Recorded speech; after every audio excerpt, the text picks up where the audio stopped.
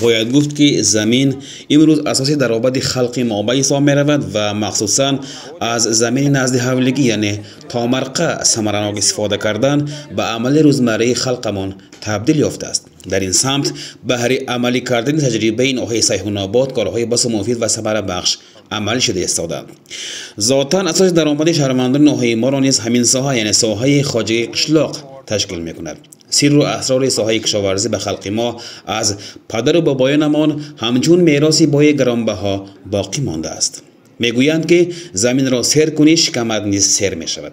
و ماهیت این سخنان در جماع شهروندان محله نواباد ناحیه‌مان به خوبی سرفهم می روند و ما نیز شاهد آن شدیم که در حقیقت اهل این محله از زمین نزد حولگی خود با ثمره استفاده می کنند. در محله نواباد من تجربه سیحون آباد جور کردیم. یکی از خاندان‌های میتینف زفرجان و همین در حولیه‌شون گرمخانه شدن. در اون گرمخانه من شاهد شدید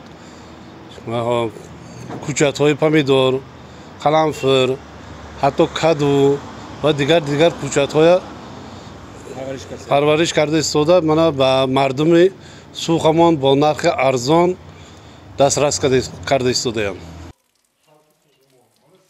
قهرمان این لوحه ما ظریف جان اکراموف نیز دهقانزاده است. او امروز همچون پیروی بابای دهقانش اکرام جان میتینوف به هر رشد ساحه در حرکت است. در زمین نزد حولگی خود به ساختن گرمخانه میسر گشت و الکی از این گرمخانه درآمد هم میگیرد. پدرش ظفرجان نیز یاوری فرزند خود است. با توصیه و کمک یاوری حاکم محله از بانک 33 میلیون سوم کردیت گرفت و باور دارد که امسال پوره هم قرض بانک را میگرداند و فایده خوب هم به دست میآورد.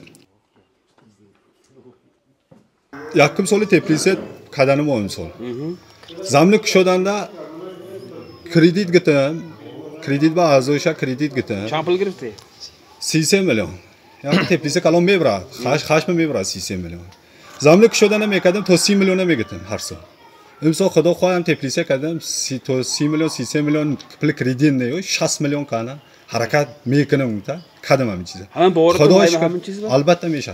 طور ذکر کرده امروز در ترکیب کارخانه آیلوی حاجل خان مبینه در میدان 2 ساتیق گرمخانه ساخته شده است و در این کارخانه 5 نفر اعضای عائله با شغل دائمی تامین گردیدند. بغیر از گرمخانه تدبیرکار جوان از هر یک وجب زمین حوله خود ثمرناک استفاده میکند. در میدان کشاد حوله نمودهای گوناگون سبزیجات پرورش کرده می شود. این البته از سعی و کوشش و خاصکاری تدبیرکار جوان درک می‌دهد. توسط این کوشش و حرکت امروز بازار داخلی ناحیه با محصولات با صفت محلی پر گردیده. از همه مهمش نرخ محصولات ها نسبتاً ارزان به اهالی دسترس می‌گردد. سر فوریه کارگم من امروز با ما باروری انا اولترق انا رشتون تیار که بروردم سوخت. حوض بازار سرکاری یک هفته الا باز وجه بازار تامین کسی. نرخ هم فرق نداره که دیگر. نرخ البته فرق میکنه.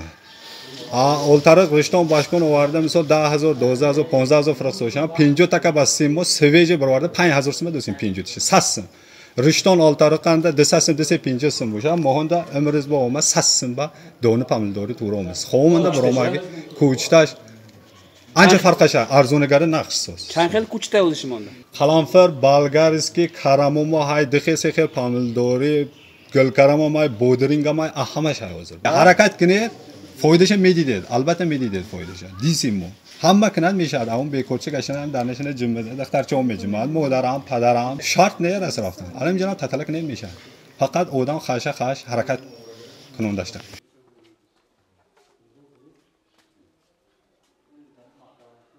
البته ثمره این همه حرکت و کوشش برکت خواهد بود. تدبیرکار جوان ما امروز به اهالی ناحیه محصولات پالیزی خود پمیدور بودرینگ، کرم، قلنفور بلغاری و دیگر نمود نهالکان این سبزیجات را دسترس میکند. این از یک طرف صرف و خراجات های پیشنه را برهم میزند و از طرف دیگر عامل اساسی منفعت‌داری خلق مهنت کشی ما میگردد.